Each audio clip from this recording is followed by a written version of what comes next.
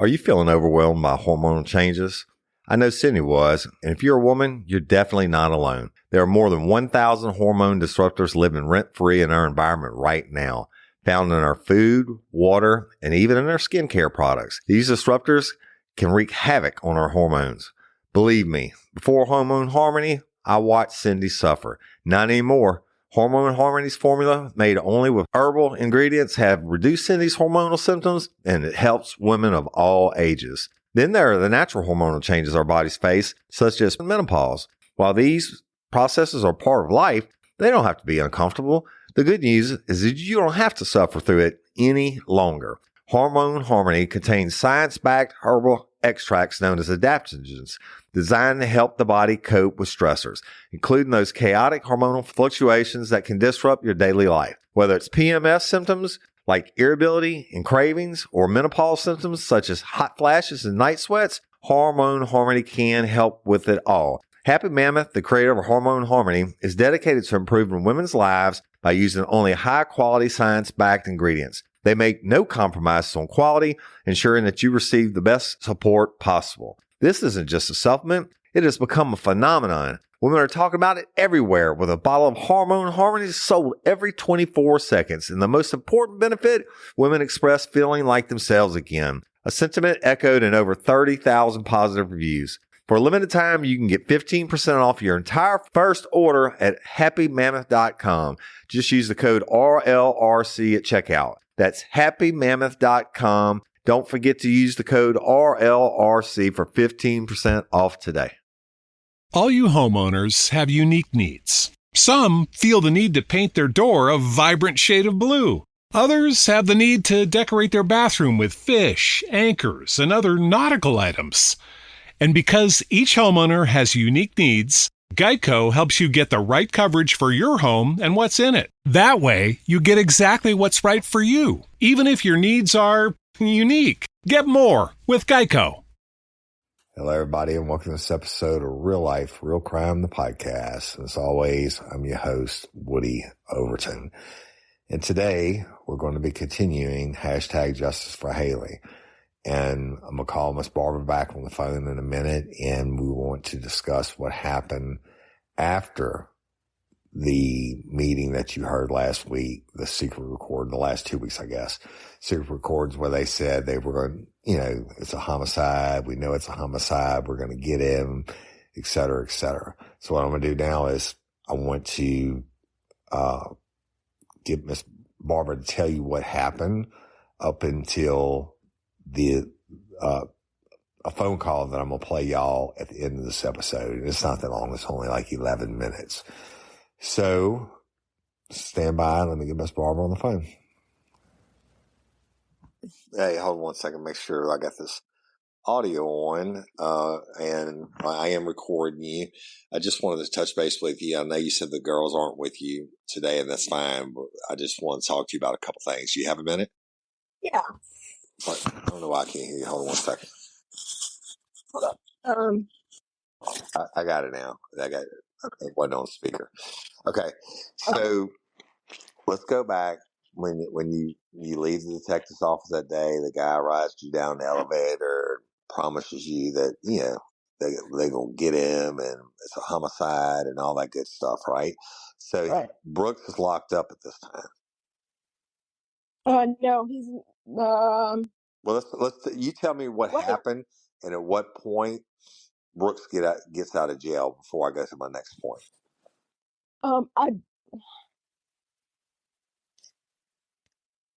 I'm pretty sure he wasn't at that time because I don't think that they arrested him again until they charged him with concealing the death. That's right, and that's what this episode is going to be about. So, can you tell me at some point did he bond out of jail? Oh yeah, almost immediately. Well, I say almost immediately. He was there maybe a week or two. Yeah, I think. According to those videos that you had with, maybe 10, 11 right. days, something like that, 13 days. Right. And then did you tell me, or did I dream it? You told me one time that you saw him at a gas station or something? I saw him at a gas station, yep. And you thought about running him over? I didn't think I'd dream that. I mean, no, I didn't. I did think about it, and if I hadn't had Stella, I probably would have. I was so angry. He didn't do anything. He wouldn't even look at me. But yeah. Well, do you know how much his bond was? I do not. It probably wasn't very much because it was only the tearing up the police room or whatever at that point, right? Yeah. I don't think it was very much. And he didn't even follow his first hearing. He didn't even follow the bond conditions. He was, not supposed to drink or, I think that he wasn't supposed to have firearms. There's all kinds of, conditions. Well, he showed up late to the first hearing. Shocker. He looked like he'd been partying all night. Yeah. And they tested him. He had alcohol in his system, but the judge didn't do anything. Really? Didn't Nope. put him back in jail or anything? Nope. And so that was for the charges, those basically misdemeanor charges, tearing up the police room and whatever else, right? Not for anything to do with Hailey specifically at that time. Correct. Yes. And so what they did, they just give he looked like he was effed up, and so they said we're going to order you for an alcohol test. The prosecutor asked for it. Okay. And he did it, and then the judge said, well, that doesn't say what it doesn't tell the levels or when he was drinking. But if he's not supposed to have alcohol, he's not supposed to have alcohol. Right? Exactly. Yeah. Why even have bond conditions if you're not going to, enforce them? What's the point? Yeah, I totally agree with you on that. That's bullshit. But I guess at the time the judge didn't know all the facts of the case. So y'all went to court. Tell me about you went to court. You got notified did you have a district attorney helper at the time or whatever they call a caseworker? They call it a victim's advocate. Victim's advocate, yeah. Her name is Cindy, and she was never our advocate. She was always, she was advocating for the DA because she was Stephanie's assistant. So she was never on our side. So I had to constantly call and ask when the court things were. We would get one night Wes, the guy that used to work with Hailey, got in touch with us saying that he got a summons to go to court as a witness. We didn't even know there was a court date. What did he get? What kind of court date was that for? It was some hearing. I've got all this stuff that I've been trying to write up, and I'll send you a copy of the summons. But yeah, that was for one of the hearings that we didn't even know about. But then I guess it got pushed off. But that wasn't the point. Yeah. We went in hearing mode. They should court. Yeah, the victims advocates should have notified you of any and everything that's going on with the case. Right. There's a reason for that, but you're saying that they didn't, that you always had to call. And at the end of this episode, I'm going to play the call that you made in where they explain what they're actually going to charge with, but we'll get to that in a minute. But that's proof positive there that that you had to call in. So. Yeah. And when we went to get the files, she just sat there rolling her eyes and popping her gum, and she just acted like it was such a bother that she had to sit there, and do that. And we have audio and video of all that we're gonna play on the next episode. But I want to talk about chronological. So he goes in, he gets a bond, he gets out. You see him at the gas station at some point, and then you have a court hearing. He shows up. Looks like he's late. He shows up late, and looks like he's hammered. The DA asked for him to be tested. That's not something he has to get tested and come back. And they say, yeah, he's got alcohol in his system. Judge doesn't revoke him or anything. They give him another court date. Then what happens between that and the phone call that we're going to play at the end of this episode? Yeah, I think there were a couple more hearings, on and off about different things, but it never, that this is all before he gets charged with the right. the charge we're going to play today. So, right. And so, yeah. And then, you know, did he ever say anything to you in court or look at y'all or in all these different hearings? he would never look at me, or have anything to do with me. But I guess at one point, I had gone out or gone to the restroom or something, and he waved a little smile at Stella, which, made me really, really mad. Trying to control her. Yeah. Just trying to see if he still had any influence, I guess. Think so. And what about Mazda? What happened with him during this time? Like we know Brooks went to jail, and Mazda is his best friend that was with him on the day that Hailey was murdered. Right. He was their best friend because, Hailey wasn't allowed to have other friends. Right. So Mazda was like their best friend. And we trusted Mazda. We, he seemed to be, and maybe we were just clinging on to something that, another part of Hailey that we needed, or, he had stories and was always, telling us things that Hailey did or Hailey said. And so, like, would he come over or just? Oh yeah, he came over all the time. He came over all the time. I don't. While Brooks is locked up and after. Yeah. And I don't know if we've gone over, like, that we went with him. He took us to get her cat. Mm-hmm. That's when we found the phones and the wallets. Right. And so did you ever at any point suspect that Mazda may have just been maybe pumping you out for information to see if the cops were talking to you, or did he ever ask anything, or did he ever say anything about Hailey or about Brooks? And if he did, he talked all the time, and he talked really bad about Brooks, about how bad he treated Hailey and how Hailey deserved better. And, he tried to tell Brooks, and that he had gotten over, after seeing Brooks make Hailey walk to work and he wouldn't work and things like that, he had lost respect for Brooks. And so we trusted him. We believed him. And at some point he told us that Brooks had called him from jail. And what did he say? And, I can't remember. It was really brief. I think he, basically blew him off is what he said. But I just got a weird feeling at that point and started to kind of question, a little bit. But I didn't want to, I guess, I don't know. I didn't want to judge him at that point too much. So, but I did wonder why that they had never, I guess, pressed him further or tried to, find out more. He was always asking us, what was going on, or, telling us what was going on with him. If there was, if they had talked to him, I think they talked to him once or twice, but. And that's it. They didn't talk to him anymore. Yeah, no. And so at some point he stopped coming around, and I started questioning, a lot of things, and, talk to them about, I don't know if he's I don't know if he was involved, but it's, I think you should check that out. And they just, kept blowing it off. Yeah.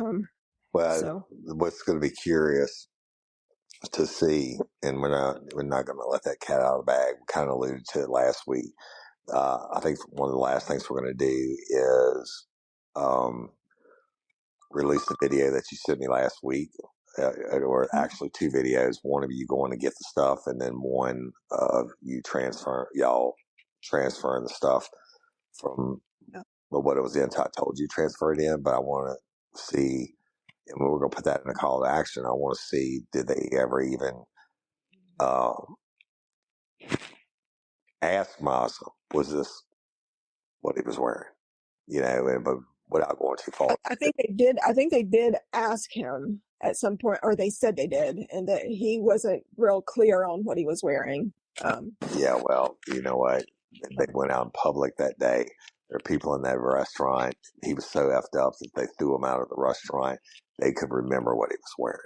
That's a very memorable shirt that he had on when Yeah, they arrested him. it was short sleeve.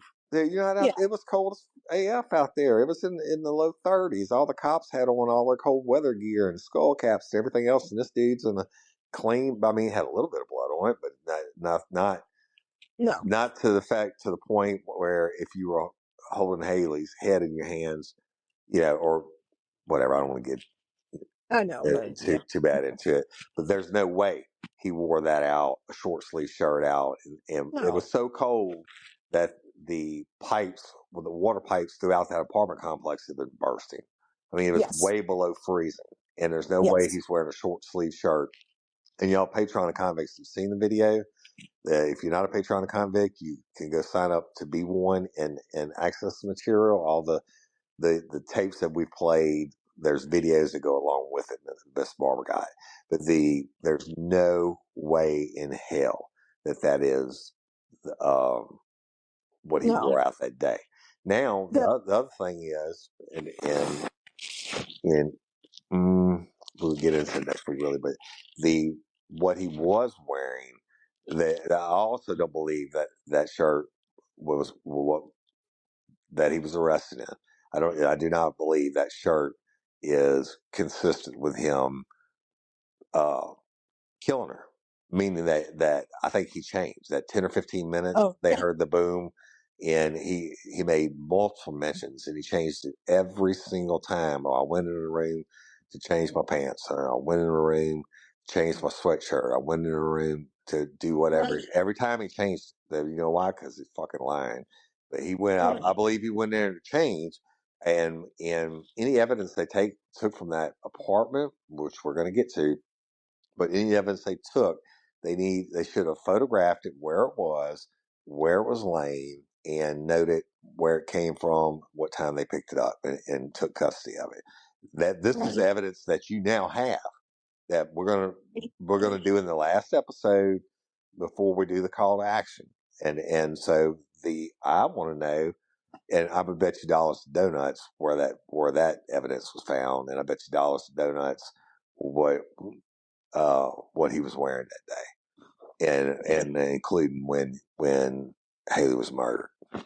So and it's real simple, but you know, a lot of times in cases like this, it's easy for me as an armchair quarterback to sit back and look in and be like, oh, well, this is wrong, and you know, hindsight's 20/20. I get messing things up when you're in the heat of the moment, overlooking some things, and you know, but I would always try to go back and fix them.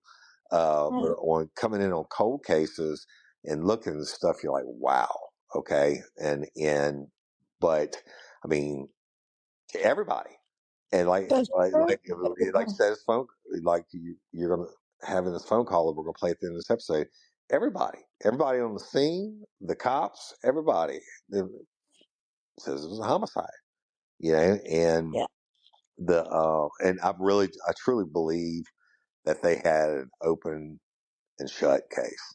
And if they didn't believe that, until the autopsy report came back, and then they were only able to get a change from suicide to undetermined, which is a huge victory. But I believe that they thought it was going to be a slam dunk, and then it wasn't. Right? For them, it wasn't. But you know, this whole, and we're about to play this phone call. That's where we can get off, and I'm gonna play the phone call that you have with Detective Mooney and the prosecutor. What's her name? Stephanie Green. And Stephanie Green. But the things that they say in there, or you know, like the part where he gets defensive. I mean, fuck, you could have a million and one different scenarios, right? But it doesn't mean that he didn't murder. Doesn't mean that's not one of the scenarios, and the most plausible scenario. Genetics can be beautiful. Maybe you got your mom's eyes or her great skin, but genetics can also be a nightmare. I hear friends say, I got my mom's belly and love handles. Don't let genetics be the thing that holds you back from getting the body you deserve. Check out the Permanent Solutions by Sano Bello. Our friends at Sano Bello are offering you their best deal. You're now included in their winter savings event, but appointments are limited. So please make your appointment today. Sonobello doctors are masters in micro laser fat removal. What is micro fat laser removal?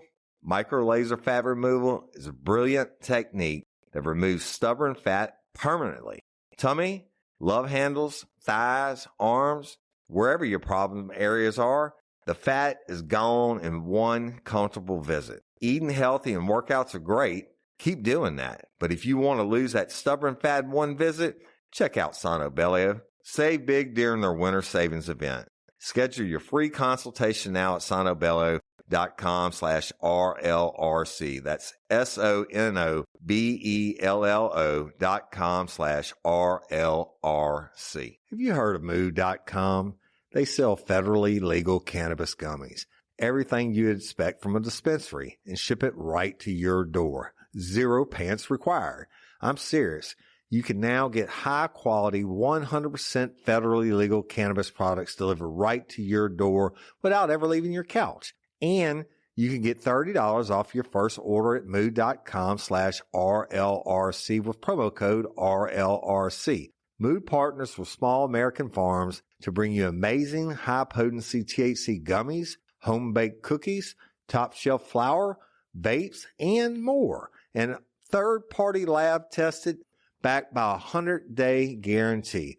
No dispensary lines, just clean, quality, 100% federally legal THC from the farms to your couch. Best of all, not only is every Mood product backed by a 100-day satisfaction guarantee, but as I mentioned, listeners get $30 off their first order with code RLRC.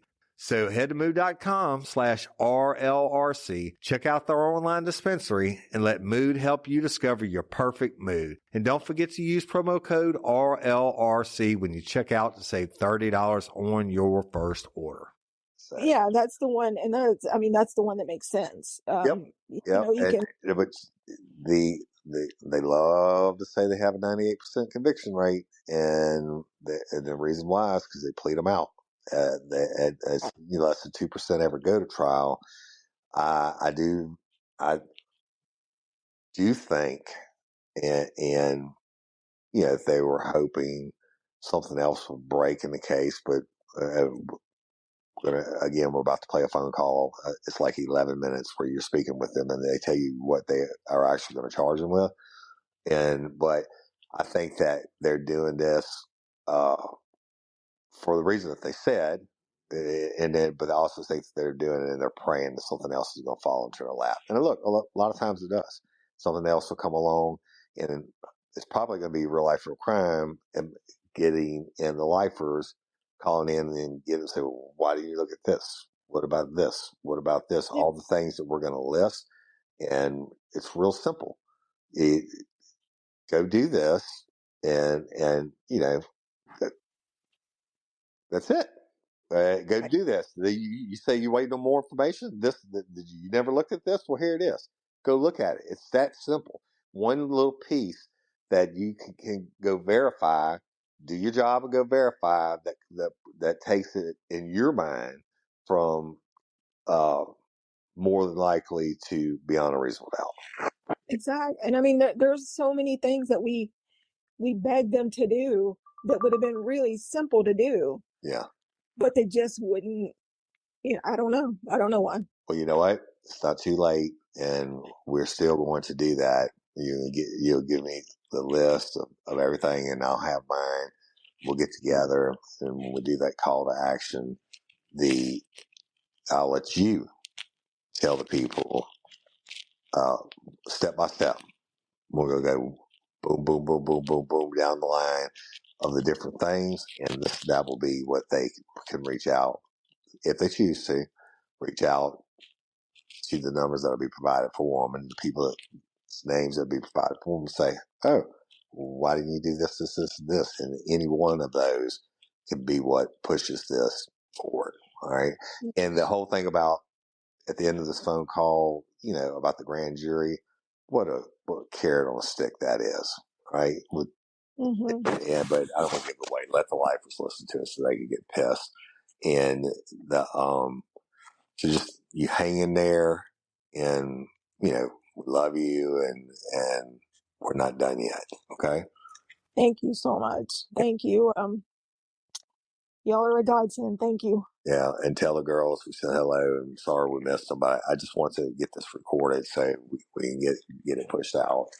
I listened to that phone call earlier today and just trying to think about how best to proceed. And I think we're going to proceed with that phone call, and then we're going to get into what actually happened in the court case. Not too much detail, and then we'll get into where we're going to go from there. Okay. Okay. Got it. All right, Ms. Barbara, love you, and be good, and tell the girls to be good and all that good stuff. All right? Love y'all too. Thank you so much, and we'll talk to you soon. All right. Thank you. Bye.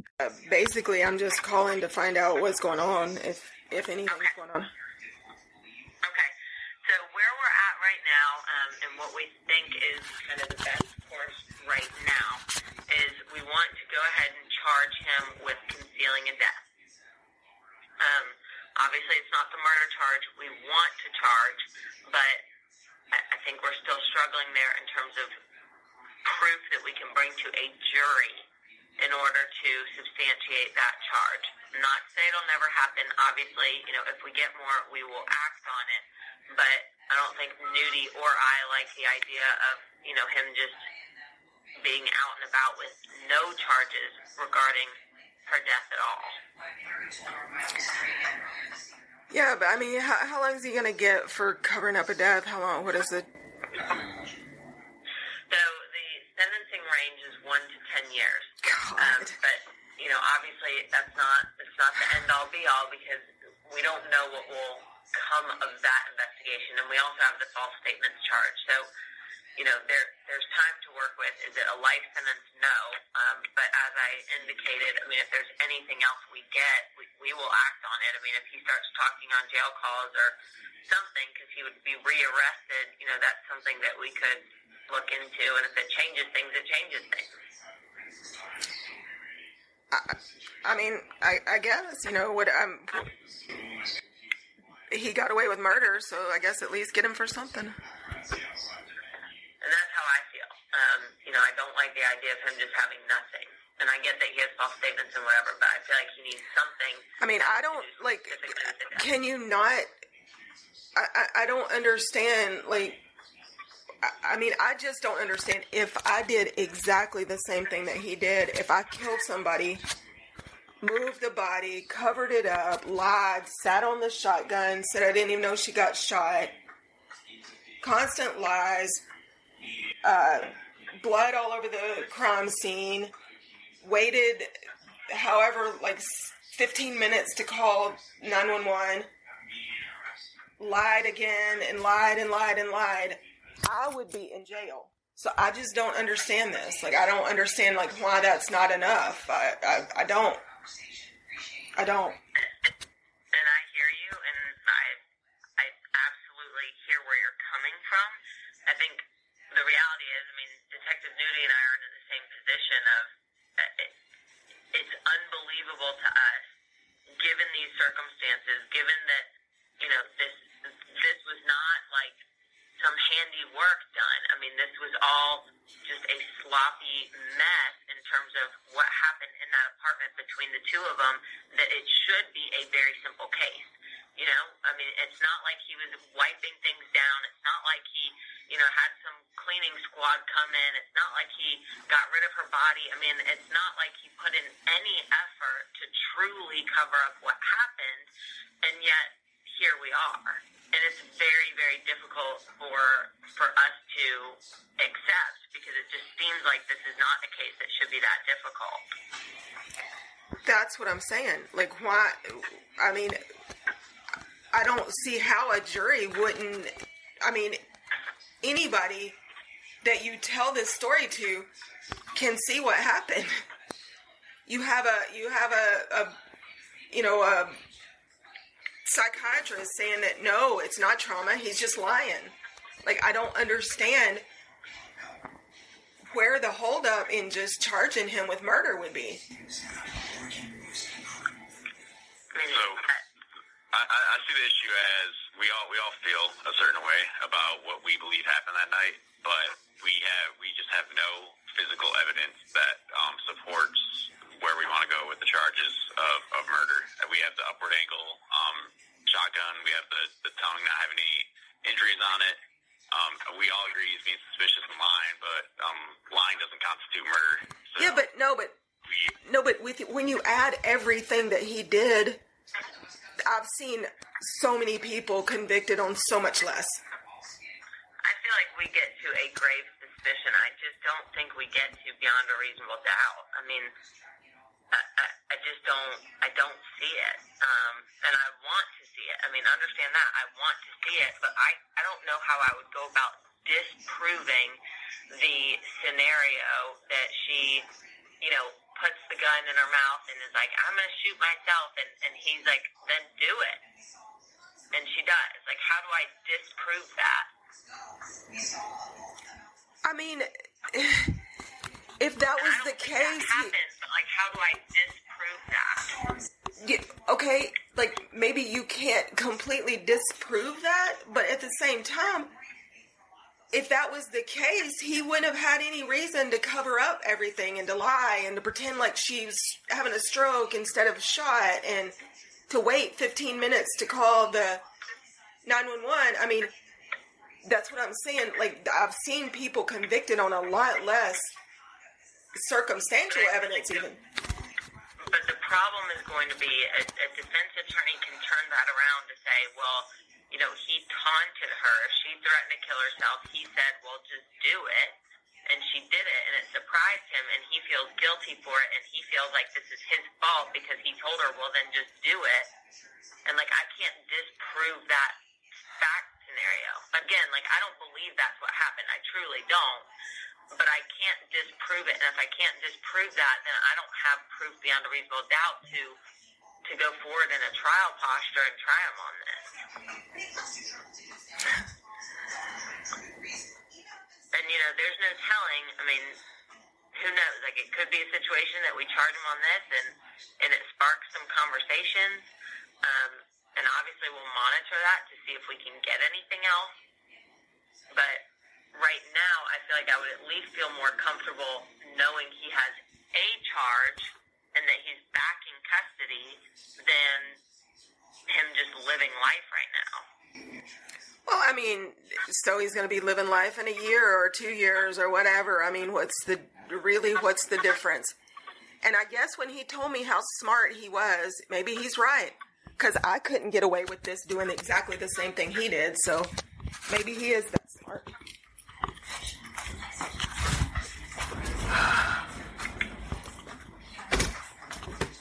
At the end of the day, with what we have, I cannot, despite what I believe, I cannot sit here and the fact that he's feeling guilty for taunting her. Or I can make 10 other theories off the top of my head about situations that would constitute why he acted the way he did after with the line and everything.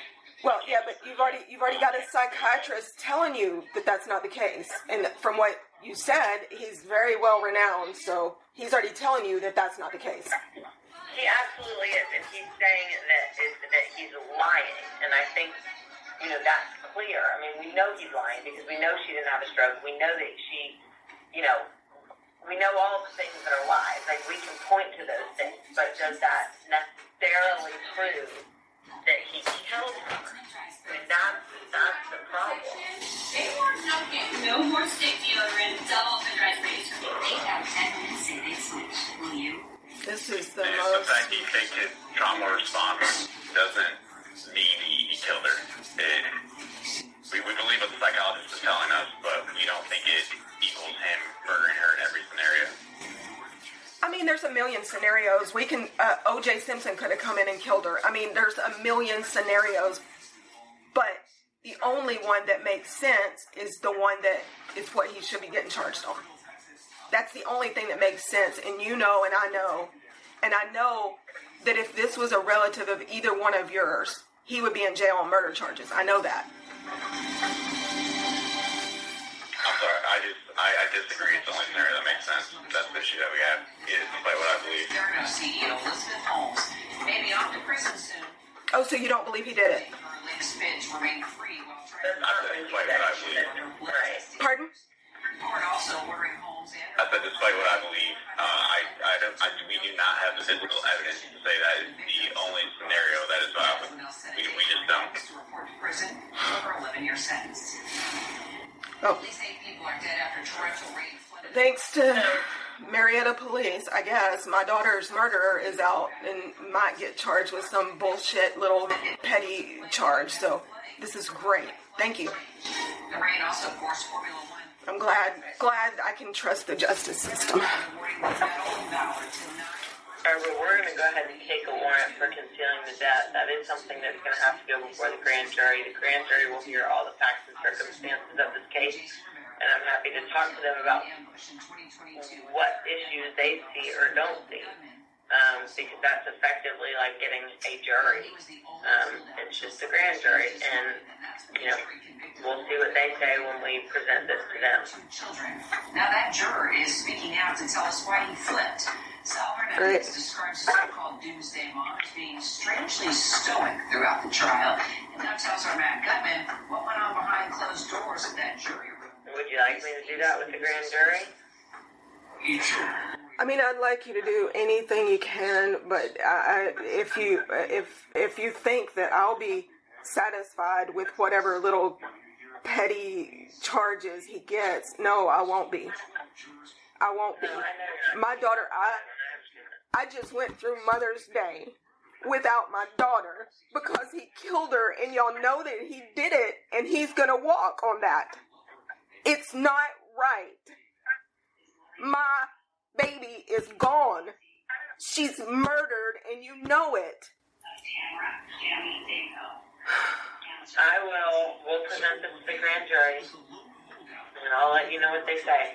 You were one of the people who Thank you. know that the prosecution has not provided the evidence for us to convict her. I just didn't feel like I got timeline with Hailey. All right, well, we'll go ahead and we'll take care of the warrant for the concealing death. I'll let you know once it's scheduled to go before the grand jury, and we will follow up with you after that. Thank you. Evidence, prosecutors had argued she used All right. Bye-bye. to get what she wanted. All right, so you just heard the phone call where now they are only going to charge him with concealing of a body, right? And Miss Barbara was livid, as any parent would be.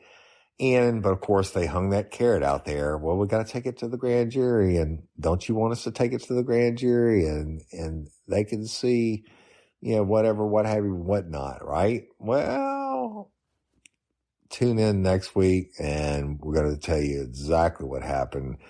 Hopefully it'll only be one more episode. Maybe it's going to be two. We'll courtroom stuff we want to play, and then we're going to do the call to action. But I love and appreciate each and every one of y'all. Thank you for liking and listening and sharing, and Patreon and Convicts. I hope you're enjoying your bonus materials and your commercial-free early releases. And y'all don't forget to download the Real Life Real Crime Community app free from the App Store. And I go there first before I go anywhere else, and to check things. And please continue calling your tips from Miss Barbara Blunt and all that good podcaster shit. Love all of you. Hashtag Justice for Hailey. Talk to you later. Peace.